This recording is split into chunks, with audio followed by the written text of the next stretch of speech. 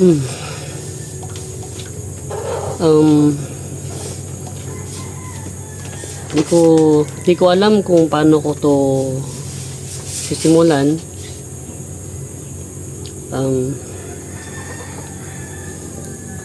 Gumawa lang ako ng gagawa lang po ako ng short video para po sa kalagayan ni idol po nating si Idol Randy na airpot ko. So una po sa lahat, ako po yung panganay po na anak ni Idol Randy. Ako po yung owner tsaka yung director po ng channel po namin na ginawa.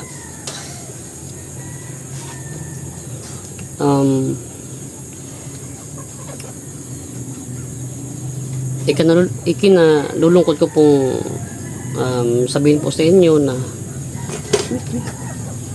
siguro po matatagalan pa po kami na makapag video ulit. Ewan ko lang po kung ipagpapatuloy ko pa po yung pagbablog po namin. At katunayan po nag-vlog pa po kami kahapon bago po ito nangyari kinagabihan. So hindi ko po alam kung i-upload ko pa ba ito or hindi na, kasi po si Idol Randy po ngayon ay nasa kasalukuyang nasa hospital po dun sa may San Jose Antique po, dun po sa may Angel Salazar Hospital, dun po sa may San Jose Antique.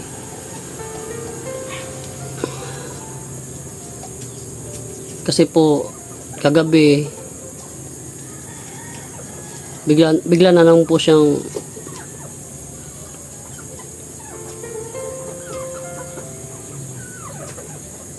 nagka-seizure. Di po namin alam kung bakit po nagkaganon. Akala namin po na stroke or ano.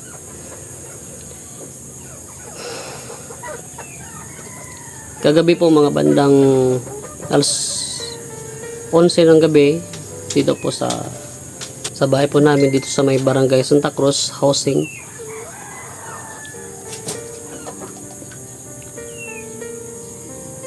Bigla na lang po siyang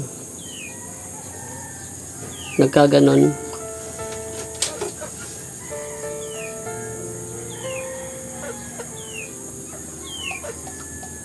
Hindi ko po alam kung paano ko po ito sasabihin, pero lahat po kami talaga dito nalulungkot sa nangyari. Sa nangyari po kay Papa, kay Airpot Randy. So ngayon po time check po tayo. Dito po sa amin ginagawa ko po tong video na to at around 7 o'clock ng umaga, para po ihatid po sa inyo yung balita na may nangyari po kay Idol Randy na hindi po maganda. So ngayon po hinihintay po namin yung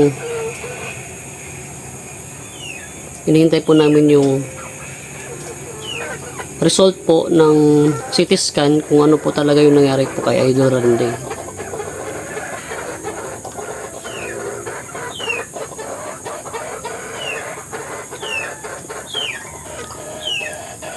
Kagabi po bigla na lang po siyang nagkaganon.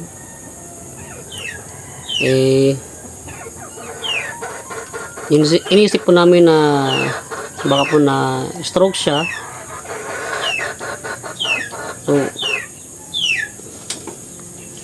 ginawa po namin lahat yung paraan para po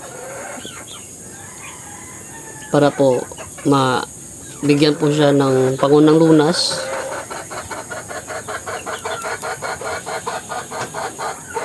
Pagkatapos po, sinugod po namin siya sa ospital doon sa may bayan. Medyo may kalayuan po dito sa aming lugar. Mga 8 minutes to 10 minutes na biyahe po papuntang bayan sa ospital pag nagtatricycle po.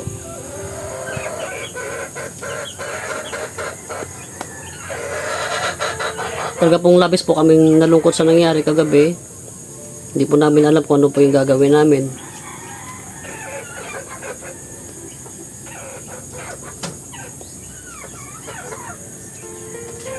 Siguro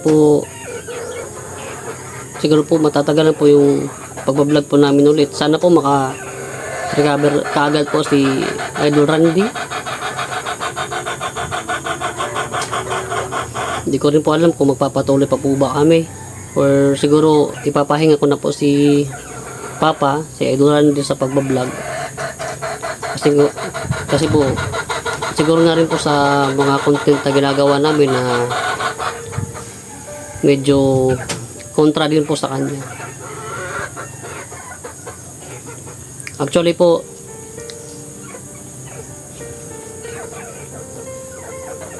siya din po mismo yung nag-decide na ito po yung gagawin namin.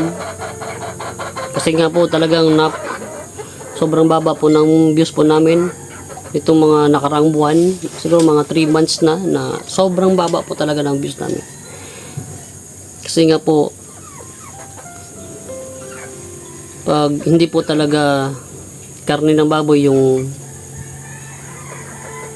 kino-content po namin, talaga po wala po talagang views, talagang mahina talaga po yung ano namin, yung pagtaas ng revenue, yung income, pag hindi po baboy yung yung content po namin. Pag gulay, isda or manok po, kasi talagang wala po talagang views. Kaya ito pong pag-vlog po namin, kasi ito din po yung isa sa pangunahing kinukunan po namin ng hanap buhay. Kaya po ginagawa po namin yung paraan para po makapag-content po, makapagbigay ng dagdag kaalaman po sa mga cooking ideas. Kaya po naisipan po namin na gumawa ng content na puro baboy. Pero di ko rin as of na po, di pa po namin alam kung ano po talaga yung dahilan ng pagkakaroon niya po ng seizure kagabi. As of now, hinihintay pa po namin yung result ng CT scan kung ano po talaga yung yung diferensya.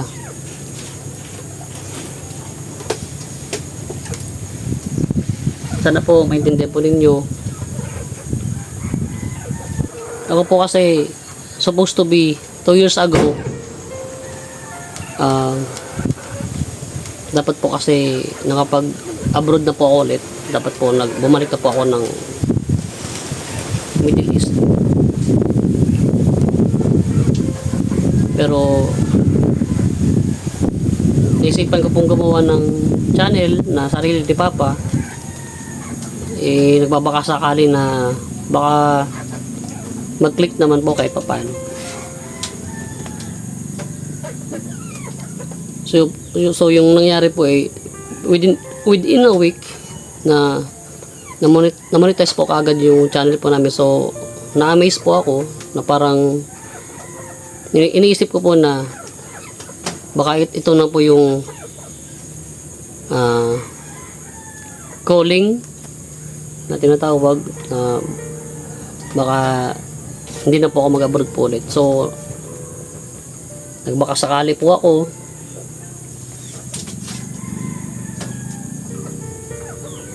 Kaya po hindi na po ako lumuwas hindi na po ako nag-abroad. Kasi po, una si Papa po kasi yung pangunahing dahilan ko po para hindi na po ako bumalik ng abroad. Kasi po tumatanda na rin si Papa. Kaya gusto ko rin po na kahit paano mabantayan din po si Papa. So, nagsugal po ako dito sa pagbablog.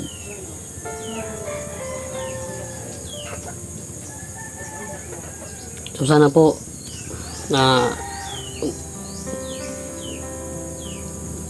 humihingi po ako hinihingi ko po yung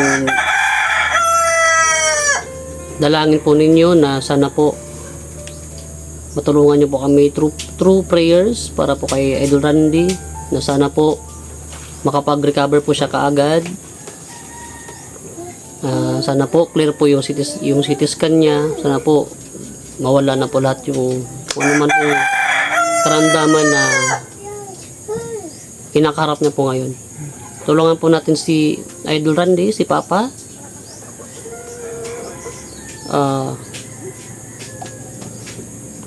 Sa pamamagitan po ng time po na panalangin po ninyo, sana po gumaling na po si Papa, si Idol Randy. Ito pong pagbablog po kasi dito din po kasi kami kumukuha ng extra income para po sa bahay. So kahit pa paano makabili po ng bigas, makapagbayad ng kuryente, tubig.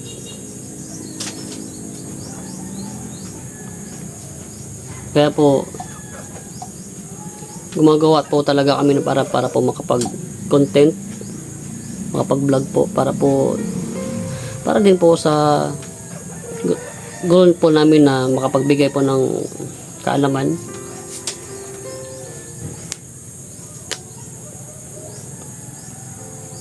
Tulungan po natin si Idol Randy po. Tsaka kung sa may busilak po na puso po para po sa amin, sa mga diehard supporters po namin, kung sino man po yung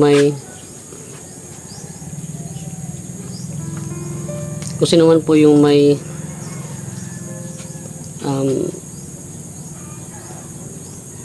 pwede pong makapagbahagi po ng tulong financial. Ito po hindi po talaga ako wala pong pilitan po. Kung sino na po yung may extrang blessings po na pwede po nating ibahagi po kay Idol Randy. Kasi po talagang wala po talaga kaming iba pong mapagkukunan.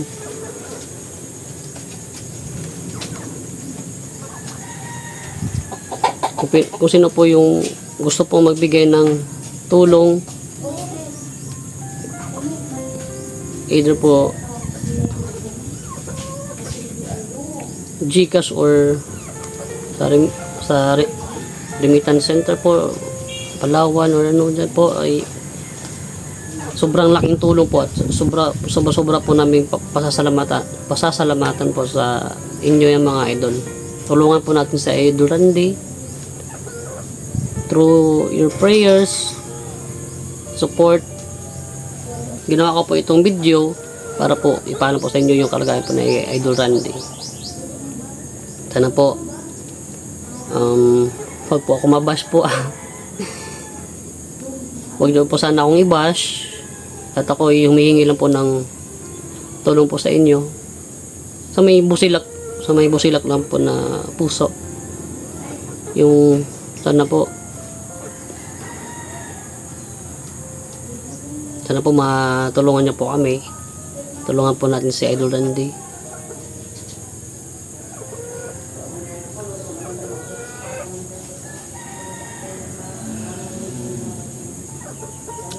Ako po ay wala pa po talaga akong tulog mula po kagabi. Kasi po, ako po yung nabuhat kay Idol Randy papuntang hospital. Hindi rin po ako makatulog. Siyempre po, nag-aalala po ako sa aking ama.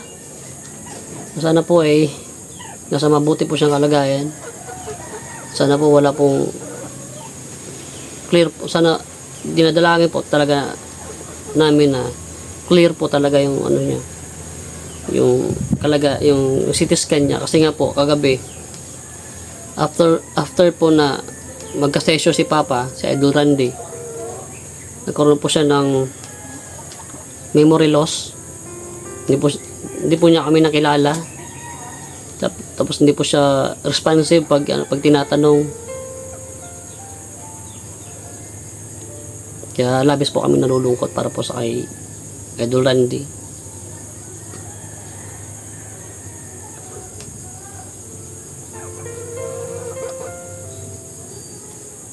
Sana po matulungan niyo po kami.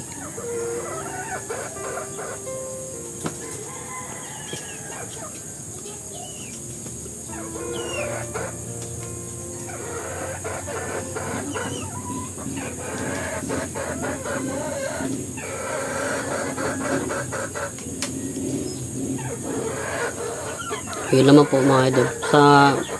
Sa ngayon po pero hanggang dito na lang po muna yung video ko. At tapos puso po kaming nagpapasalamat po sa inyo sa mga solid supporters po ni Idol Randy, ng vlog ni Randy. Maraming salamat po. Update ko na lang po kayo sa susunod po na video kung ano na po yung kalagayan ni Idol Randy.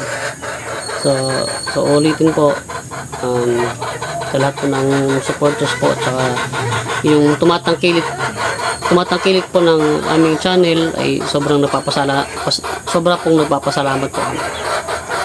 Magandang araw po sa inyo lahat.